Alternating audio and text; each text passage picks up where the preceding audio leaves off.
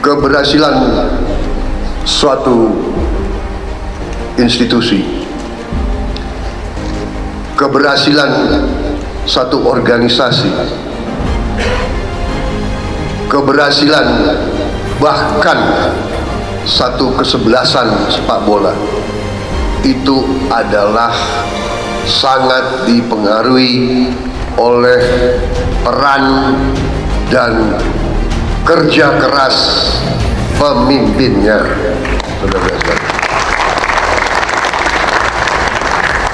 Di dalam tentara ada suatu pepatah, tidak ada prajurit yang jelek, yang ada hanya komandan-komandan yang jelek. There are no bad soldiers, there are only bad commanders. Tidak ada prajurit yang jelek. Yang jelek hanya komandan-komandannya. Sebaliknya, ada juga pepatah dalam tentara yang kita diajarkan dari sejak muda. 1000 harimau dipimpin oleh kambing, harimau akan mbek semua. 1000 kambing dipimpin oleh harimau, kambingnya akan wow semua.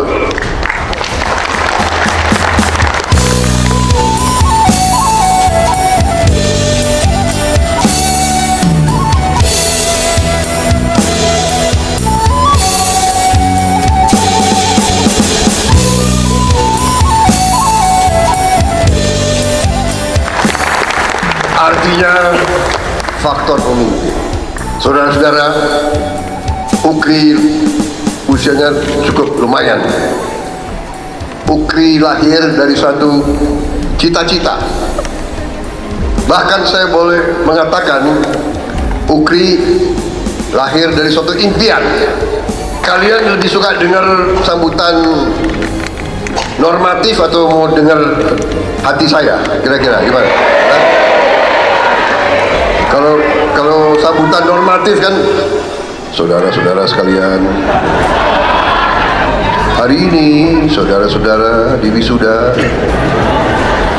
saudara-saudara akan melaksanakan bla bla bla bla bla bla bla, kira-kira gitu.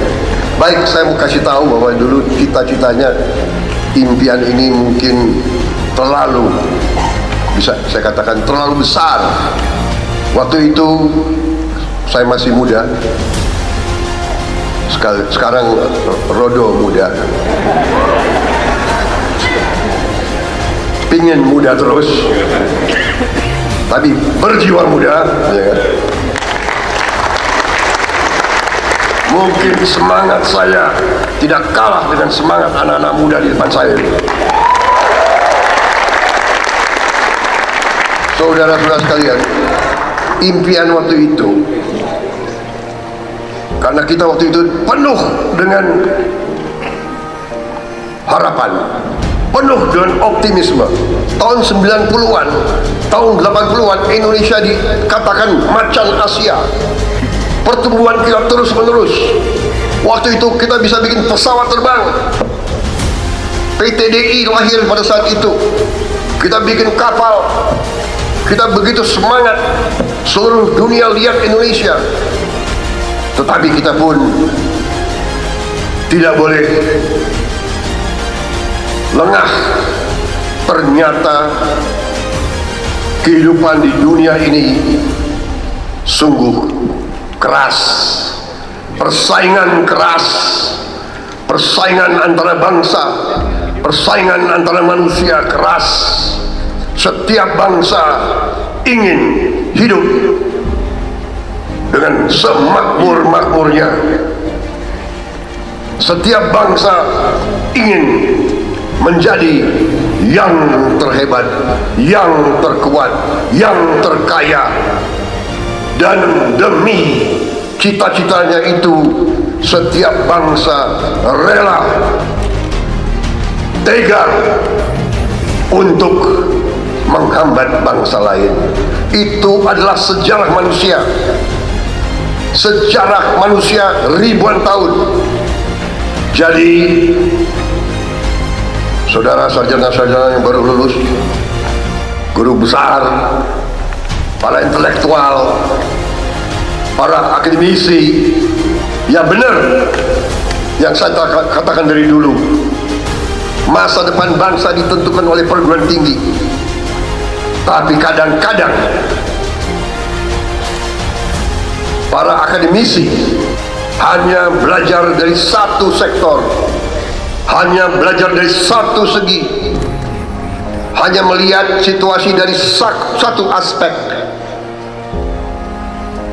dan kadang-kadang justru seorang yang tinggi pendidikannya tetapi tidak luas pemahamannya, dia menguasai ilmunya, bidangnya, tapi dia tidak bisa melihat realita.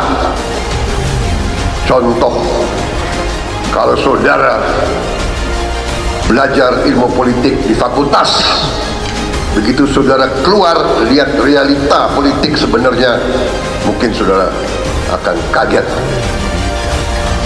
Realita kadang-kadang tidak sepenuhnya sesuai dengan ilmu yang ada di buku, dan sering kita sebagai bangsa kita kurang introspeksi, kita kurang waspada.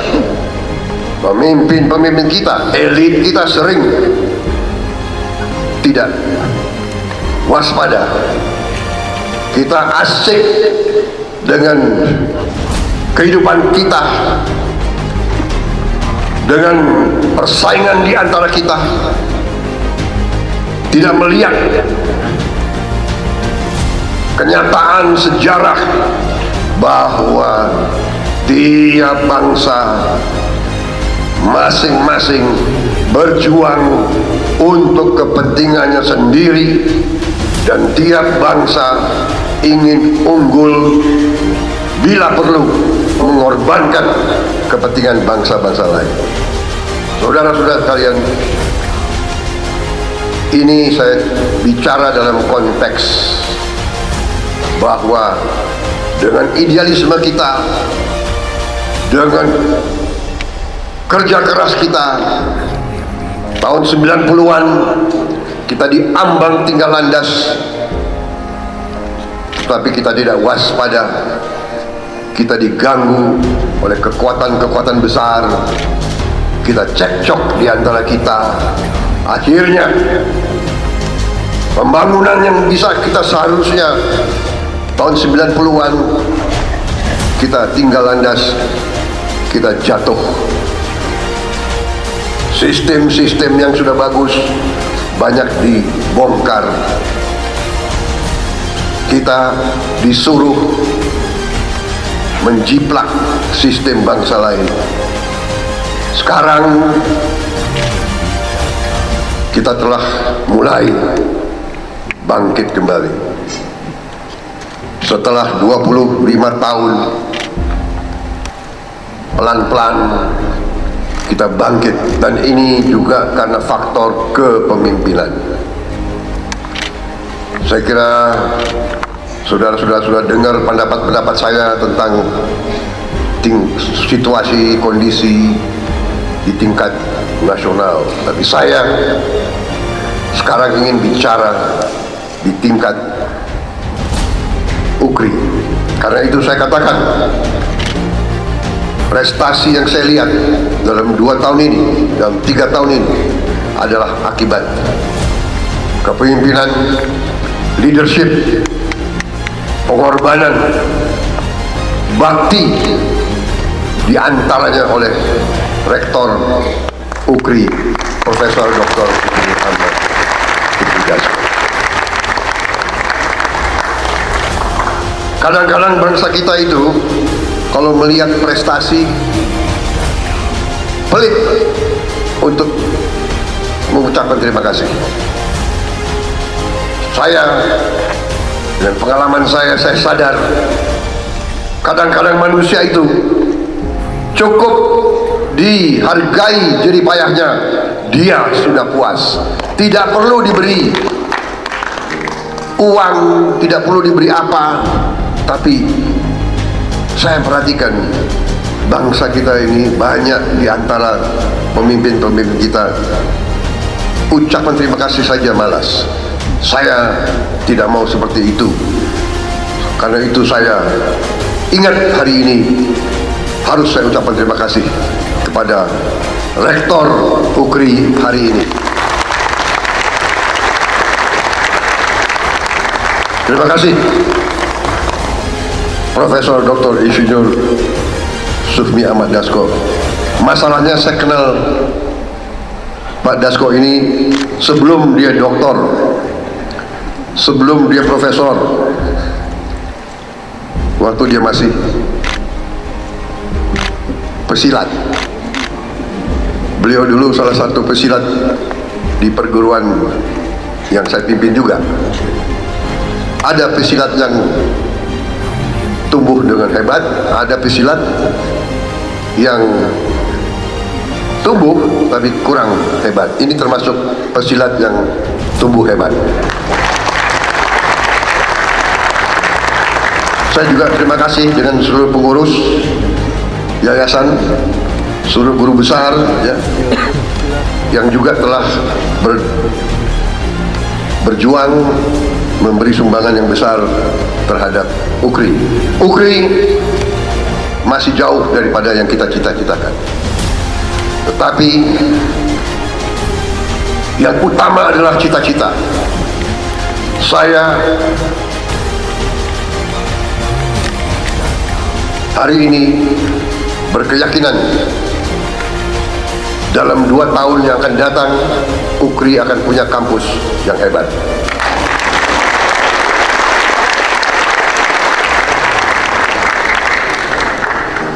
Sekarang tinggal memborongnya bisa kerja dengan siang malam atau tidak.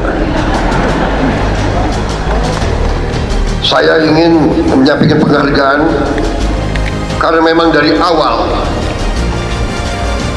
UKRI dirancang, didesain untuk membantu bangsa, membantu pemerintah dalam mengisi suatu sektor yang waktu itu kita merasa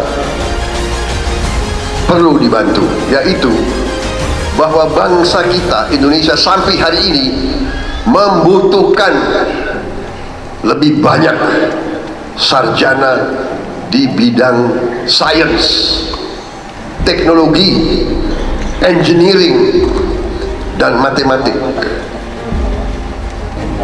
Dan untuk itu saya menyampaikan penghargaan kepada pimpinan UKRI ya, Ketua Senat dan semua jajarannya yang akhirnya saya dapat laporan tahun ini dibuka Fakultas MIPA, Matematik Ilmu Pengetahuan Alam. Segera dibuka prodi fisika dan prodi matematika. Ini sangat strategis. Ini sangat strategis.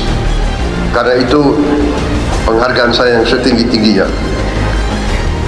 Dan karena itu keyakinan saya dalam 2 tahun akan ada kampus UKRI yang lumayan bisa dibanggakan.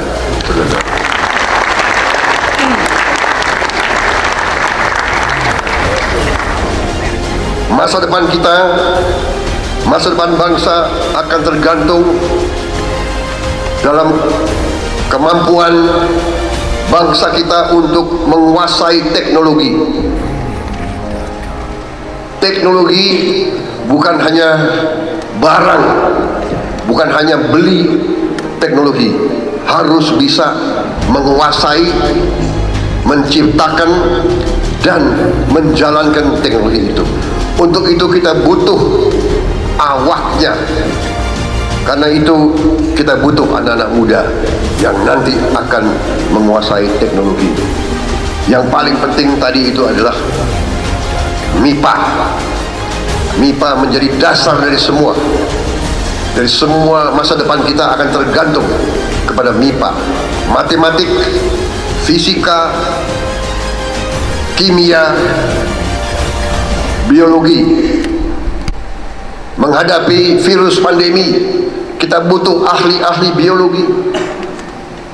Menghadapi nanti krisis pangan dunia, kita butuh ahli-ahli biologi. Untuk menghasilkan obat yang bisa terjangkau oleh seluruh rakyat Indonesia, kita butuh ahli-ahli kimia, ahli-ahli farmasi. Kita harus bikin obat di Indonesia, bukan import obat lagi. Kita tidak bisa tergantung kepada bangsa lain. Bertahun-tahun Prabowo Subianto selalu bicara, mungkin sudah 20 tahun lebih, 25 tahun lebih, saya selalu bicara swasembada pangan, swasembada pangan, swasembada pangan. Saya bicara food estate, bukan saya bicara food estate. Ibnu Sutowo sudah bicara food estate tahun 60-an. Ada orang-orang Indonesia, ada tokoh-tokoh Indonesia, ada intelektual Indonesia yang mengejek saya, mengejek konsep food estate. Saudara-saudara sekalian, ada yang mau import saja makanan pangan dari luar. Saya katakan, kalau terjadi krisis di dunia, kalau negara-negara lain tidak mau jual pangannya ke kita, masa di 280 juta rakyat Indonesia harus tergantung kepada bangsa lain? Padahal yang Maha Kuasa memberi lahan yang cukup, memberi tanah yang subur, memberi air yang cukup. Ternyata apa yang saya sampaikan berkali-kali, bertahun-tahun, sekarang terbukti.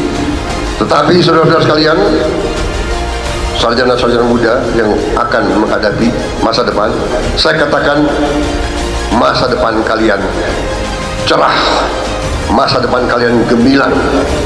Kita negara yang diberi karunia luar biasa oleh Yang Maha Kuasa. Kita sebentar lagi kembali swasembada pangan. Kita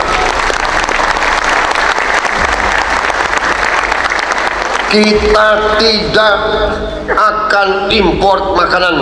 Dalam 2-3 tahun lagi kita bahkan akan menjadi supplier, kita akan menjadi lumbung pangan dunia, saudara-saudara. 3 tahun lagi.